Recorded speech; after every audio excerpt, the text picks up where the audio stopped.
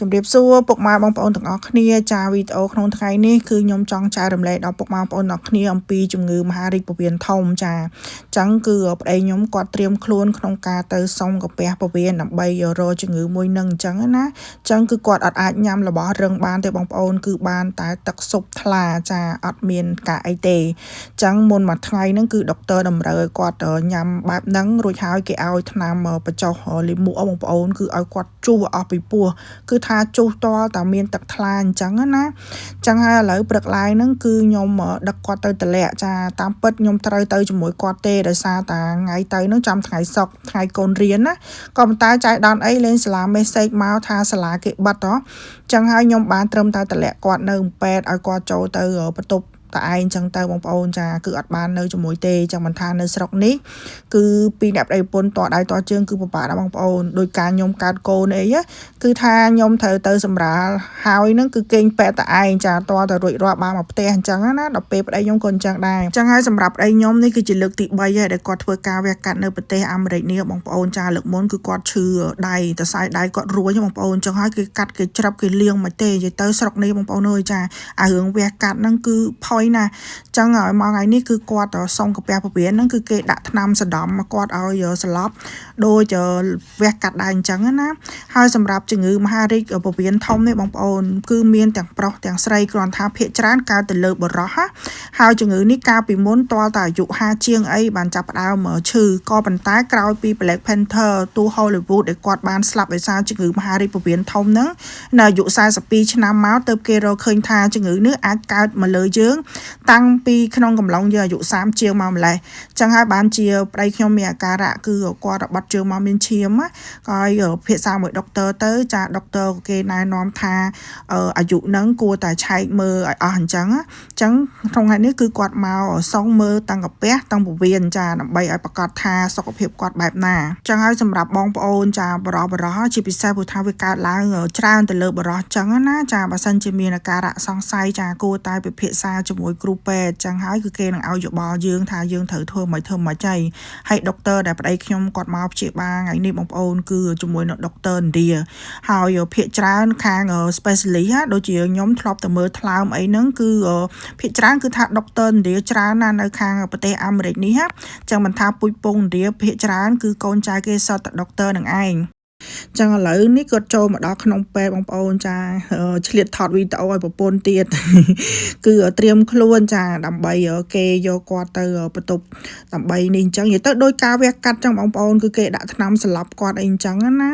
ហើយអញ្ចឹងហើយនេះរួចរាល់ហើយគេបានទេហៅខ្ញុំឲ្យមកយកគាត់ចាព្រោះគាត់ងើបមកហើយអស់ថ្នាំជាតិអីក៏ប៉ុន្តែអ្វីដែលខ្ញុំនិយាយទៅគឺលែងថតបន្តទៀតហ្មងនឹកថាចង់ចែករំលែកពីជំងឺនឹងទេព្រោះគិតថាប្តីខ្ញុំនឹងមិនមានសញ្ញាអាក្រក់មួយអីអញ្ចឹងស្រាប់តែម្ដងគឺដុកទ័រឥណ្ឌានេះគេបានប្រាប់ថាគេឃើញមានប្រភេទដុំសាច់ចានៅត្រង់ពោះវៀនធំគាត់ហ្នឹងអញ្ចឹងឥឡូវហ្នឹងគេអត់ទាន់ដឹងថាប្រភេទសាច់ហ្នឹងជាប្រភេទសាច់កាចឬក៏សាច់ slow ទេចាគឺគេបានច្រាប់យកទៅដើម្បីពិសោធន៍មើលឲ្យថាជាប្រភេទសាច់មហារីកចាឬក៏សាច់ធម្មតាហើយសម្រាប់ខ្ញុំគ្រាន់តែលឺអញ្ចឹងបងប្អូនគឺសង្ឃថាធ្លាក់កាមេរ៉ាពីដៃហើយពេលព្រឹកដែលជូនគាត់ទៅហ្នឹងគឺខ្ញុំគិតថាប្តីខ្ញុំនឹងមិនមានអីទេព្រោះសុខភាពគាត់ធម្មតាអីអញ្ចឹងណាហើយគ្រាន់តែថានេះយើងអត់ទាន់ដឹងថាវាទៅយ៉ាងណាគ្រាន់តែធម្មតាបងប្អូនតាគេប្រាប់ថាយើងថាឃើញមានអីអញ្ចឹងបងប្អូនអើយនិយាយទៅគ្រាន់តែខ្ញុំបញ្ចូលសលេងនេះគឺនឹកដល់អារម្មណ៍ពេលហ្នឹងគឺថាសឹងថានិយាយអត់ចង់ចាញ់គ្រាន់តែខ្ញុំចង់ធ្វើវីដេអូនេះគឺចង់ឲ្យវាថាបងបរោះណាចាពូអីហ្នឹងបើសិនជាអាចវាថាមានអាការៈថាពេលដែលបាត់ជើងមកមានឈាមចាឬក៏ឈឺចុកចាប់នៅកន្លែងកសាគូតហ្នឹងចាបងប្អូនចាពូគួរតែទៅឲ្យដុកទ័រចាពិគ្រោះជាមួយដុកទ័រចាប្រាប់ពីអាការៈចាបើសិនជាមើលទៅមានអាការៈអត់ស្រួលគឺវាថាឲ្យគេឆ្លោះមើលអីឲ្យបានទាន់ពេលព្រោះសម្រាប់ជំងឺហ្នឹងបើសិនជាយើងមើលទាន់ពេលគឺវាអត់ដូចជំងឺមហារីកផ្សេងទេបងប្អូនចាគឺគេគ្រាន់តែកាត់ពោះវៀនហ្នឹងចាគេកាត់អាពោះវៀនដែលយើងដុសសាច់ហ្នឹងចោលហើយគេធ្វើការព្យាបាលគឺជាឲ្យអត់មានការជ្រុះសក់របៀបថាបាញ់ប្រភេទគីមីអីទេចានេះជាអ្វីដែលដុកទ័រគេបញ្យល់មកក៏ប៉ុន្តែបើជំងឺមហារីកផ្សេងគឺយើងត្រូវ ព្យាបាលតាមបែបគីមីអីធ្វើទុកខ្លាំងចាថាមានអាការៈជ្រុះសក់អីចឹងទៅក៏ប៉ុន្តែមហារីកពវៀនធំនេះបើសិនយើងរកឃើញតាន់ពេលវេលាចាគ្រាន់តែកាត់ចោលទៅគឺយើងអាចជាអីចឹងណាក៏ប៉ុន្តែតតែតាន់ពេលដែរតែបើហួសពេលចាដូចតួ Hollywood Black Panther នឹងចឹងគឺថាជួយសង្គ្រោះអត់តាន់ទេបងប្អូនចឹងហើយដុកទ័រក៏គេបានប្រាប់ថាមិនបាច់ភ័យទេបើសិនជាសាច់នឹងវាមិនម៉ាក៏យើងអាចព្យាបាលតាន់ពេលណាព្រោះថាវាថ្មីគាត់ទៅតែមានអាការៈបែបហ្នឹងចឹងហើយសម្រាប់លទ្ធផលចានៅពេលដែលចេញមកខ្ញុំនឹងអាប់ដេតឲ្យបងប្អូនទាំងអស់គ្នាបានដឹងថាជាប្រភេទសាច់បែបណាគ្រាន់អ្វីដែលខ្ញុំបន់ស្រន់គឺសង្ឃឹមថាវាជាប្រភេទសាច់ slow ចាអត់មានបញ្ហាអីចឹងណាចាហើយឥឡូវនេះស្អែកឡើងក្រោយមួយថ្ងៃនោះបងប្អូននេះនៅអត់ស្ងៀមទេដោយសារតែកំងម៉ាស៊ីនកាត់ស្មៅយកមកគ្រាន់មកដល់ភ្លាមខ្ញុំប្រាប់ថាទុកសិនទៅចាកុំតន់ធ្វើអី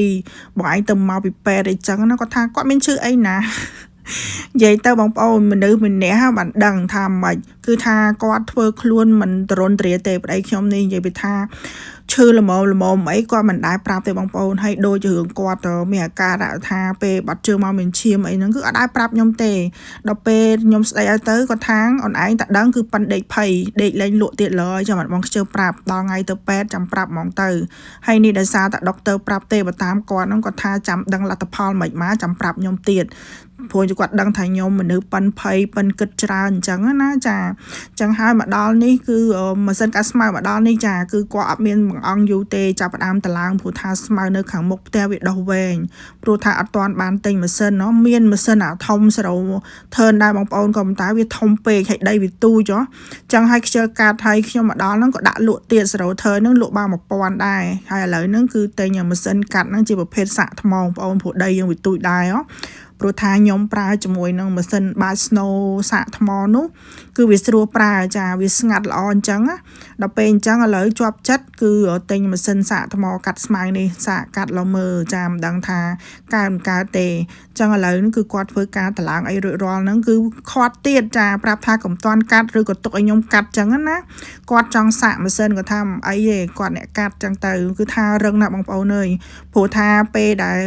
សុងកាពះសុងពវៀនទៅហ្នឹងគាត់ថាអត់មានឈឺអីទេព្រោះគេឲ្យថ្នាំបាត់ការឈឺចាប់អីមកដែរអញ្ចឹងណាហើយវាមិនមែនជាវាថាការវះកាត់អីធំដុំទេគ្រាន់តែថាសម្រាប់ខ្ញុំបងប្អូនអាគ្រឿងខាងក្នុងយើងមើលអត់ឃើញណាយើងប្រយ័ត្នបានថ្នមខ្លួនបានក៏ចេះតែថ្នមទៅថាគាត់នេះអត់មានថ្នមខ្លួនអីទេបងប្អូនស្អែកឡើងម្លងមួយថ្ងៃអស់ជាតិថ្នាំសន្លប់ហ្នឹងគឺថាគាត់ធ្វើនេះធ្វើនោះអត់ស្ងៀមហ្មងហើយស្មៅផ្ទះខ្ញុំគឺមានតែប៉ុណ្្នឹងបងប្អូននេះដោយសារតាផ្ទះខ្ញុំទិញហ្នឹងគឺគេអត់មានដាំស្មៅទេបងប្អូនគឺគេបាច់ក្របណាដោះប៉ុណ្ណាគឺប៉ុណ្ណឹងចឹងទៅក៏ប៉ុន្តែខ្ញុំឆែកមើលទៅគឺឃើញវាដោះមកបន្តទៅគ្រាន់ថាបាច់ក្របបែបនេះគឺវាដោះមកវាអត់ស្មើគ្នាចាវាថាពេលដែលភ្លៀងមកអាក្របនឹងហូរទៅកន្លែងណាច្រើនវាដោះស្តុកនៅនឹងច្រើនចឹងណាហើយនោះរៀងពិបាកកាត់តិចពេលដំបូងដោយសារតែស្មៅវារៀងក្រាស់ហើយនឹងវែងពេកបងប្អូនហើយរៀងសាមតិចទៀតដោយសារតែពួកខ្ញុំអត់មានម៉ាស៊ីនហើយអ្នកចិត្តខាងគេមានម៉ាស៊ីនគេកាត់ស្អាតអស់ហើយនៅតាមមុខផ្ទះខ្ញុំនឹងដល់ពេលអាដំបូងចេះគឺស្មៅវារៀងក្រាស់ហើយម៉ាស៊ីនយើងជាប្រភេទសាកថ្មទៀតចឹងហើយវាមិនខ្លាំងដូចចាក់សាំងចឹងហើយកាត់រៀងពិបាកបន្តិចបងប្អូនក៏ប៉ុន្តែអាកន្លែងណាដែលស្មៅរៀងស្ដើងគឺថាស្រួលកាត់ទេហើយនេះបងប្អូនហើយស្មៅនៅស្រុកខាងអូហាយ៉ូនេះគឺខុសពីពូជស្មៅនៅខាងរដ្ឋ North Carolina ខាងនេះដើមវារៀងជ្រុងចាបើនៅ North Carolina ស្លឹកស្មៅគឺមករៀងសឡូនវែងចាហើយអ្នកមូផ្ទះខ្ញុំដែលខ្ញុំជួលគាត់ទៅមូនៅខាង North Carolina ពេលដែលគាត់ឃើញស្មៅមកផ្ទះខ្ញុំគាត់បាននិយាយដែរគាត់ថាស្មៅអ្នកឯងនៅខាង North Carolina នេះគឺខុសប្លែកពីខាងរដ្ឋ Ohio ចាជាពូជស្មៅខុសគ្នាណាគឺថាខាងនេះជាប្រភេទពូជស្មៅនៅស្រុកត្រជាក់ខ្លាំងចាហើយនៅខាង North Carolina នោះគឺស្មៅមិនសូវត្រជាក់ហើយនោះបងប្អូនបកគោលឿងនោះខាងអ្នកធ្វើលបងណាមុននឹងធ្វើលបងគឺគេត្រូវមកពិនិត្យមើលថាកន្លែងណាមានបំពង់លូចាកន្លែងណាមានបំពង់ហ្គាសសិនហើយនិយាយគ្នាតម្លៃអីត្រូវអស់បងប្អូនឲ្យមើលឥឡូវហ្នឹងមក cancel ខ្ញុំចាគេអត់បានមកធ្វើលបងឲ្យទេ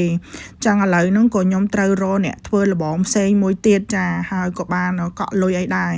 ចឹងធ្វើកុងត្រាទៀតលើកនេះដោយសារកុំឲ្យគេកលិចកលោជាមួយព្រោះថាខ្ញុំចង់បានលបងដីយើងទូចចឹងគឺ ចាញ់ក្រៅទៅចេះតែឃើញមុខអ្នកចិត្តខាងរបៀបថាខ្ញុំនេះវាអត់សូវទលាប់យើងធ្លាប់នៅស្ងប់ស្ងាត់ដល់ពេលចេញឃើញចូលឃើញគឺថាទាប្តីធ្វើលបងឲ្យចិត្តទៅដើម្បីស្រួលយើងអង្គុយធ្វើម្ហូបធ្វើអីខាងក្រៅខ្លះ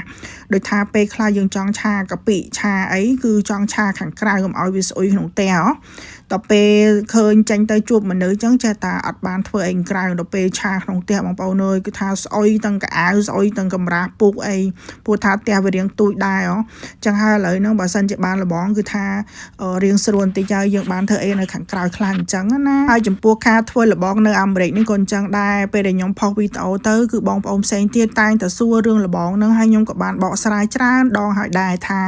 លបងនៅស្រុកនេះបើសិនជាចង់ធ្វើក៏គេអត់មានហាមយើងដែរចាធ្វើអីធ្វើទៅឲ្យទៅនៅក្នុងព្រំដីរបស់យើងអញ្ចឹងណាគ្រាន់តែនៅស្រុកនេះបើសិនជាគេអត់មានចិញ្ចឹមឆ្កែក៏ដូចជាអត់មានក្មេងហើយគេរបៀបថាអត់ចង់ស្ងប់ស្ងាត់លក្ខណៈ privacy អីគឺគេអត់ធ្វើលបងទេគេចូលចិត្តទុកដីគេឲ្យឃើញស្លាអញ្ចឹងណាក៏ប៉ុន្តែសម្រាប់ខ្ញុំដូចខ្ញុំប្រាប់មុននឹងអញ្ចឹងគឺខ្ញុំចង់បានលក្ខណៈ privacy ចង់ចេញទៅយើងអង្គុយលេងអីមិនបាច់ចាំឃើញមុខអ្នកចិត្តខាងគឺខ្ញុំធ្វើលបងអញ្ចឹងទៅក៏ប៉ុន្តែការធ្វើលបងនេះគឺមិនមែនការពារចោលការពារកុំឲ្យគេមិនលួចអីទេចាគឺអត់ទេបងប្អូនគឺគេចង់បាន privacy និងប្រយ័ត្នប្រយែងចំពោះក្មេងហើយឆ្កែអីកុំឲ្យរត់ទៅខ្នល់អីហ្នឹងបានគេធ្វើអញ្ចឹងណាហើយតាក់ទងរឿងសុខសុវត្ថិភាពហ្នឹងក៏អញ្ចឹងដែរបងប្អូនរដ្ឋមួយគឺអត់ដូចគ្នាទេចាពិសេសគឺនៅខាងរដ្ឋធំមនុស្សច្រើនធម្មតាទេចាតំបន់ដែលមានមនុស្សច្រើនគឺមនុស្សវាមានច្រើនប្រភេទចាមានល្អមានអាក្រក់អញ្ចឹងទៅចឹងហើយការរស់នៅជនបទដោយពួកខ្ញុំបែបនេះចាគឺថាមនុស្សតិចបងប្អូនហើយវាថាដូចចៅដូចអីមិនសឹងថាអត់មានទេនៅខាងនេះព្រោះថាតាំងពីខ្ញុំមកនៅគឺខ្ញុំអត់ដែលឮមានបញ្ហាអីទេបងប្អូនហើយឲ្យវ៉ាន់ delivery មកអីគឺថាខ្ញុំទុកចោលតែមុខផ្ទះនោះចំណាមួយថ្ងៃវល់ល្ងាចបានយកចូលផ្ទះគឺមិនដែលបាត់មិនដែលបងហើយមានស្នាមហែកមើលអីគឺអត់ទេហើយនេះមិនមែនថាចាញ់ពី not កន្លែងណាហើយនិយាយអាក្រក់ពី not កន្លែងណាណាបងប្អូនក៏ប៉ុន្តែនេះជារឿងពិតការខ្ញុំនៅ not កន្លែងណាអាវ៉ាន់ Amazon អីឲ្យតែខ្ញុំមកដល់ផ្ទះគឺខ្ញុំឃើញមានស្នាមគេហែកមើលរហូតចាវាថាវាហែកមើលទៅគីឡូមានរបស់ថ្លៃអីគឺវាលួចអីអញ្ចឹងណាតែចៃដន្យអីភាគច្រើនខ្ញុំកំងតែរបស់វាថា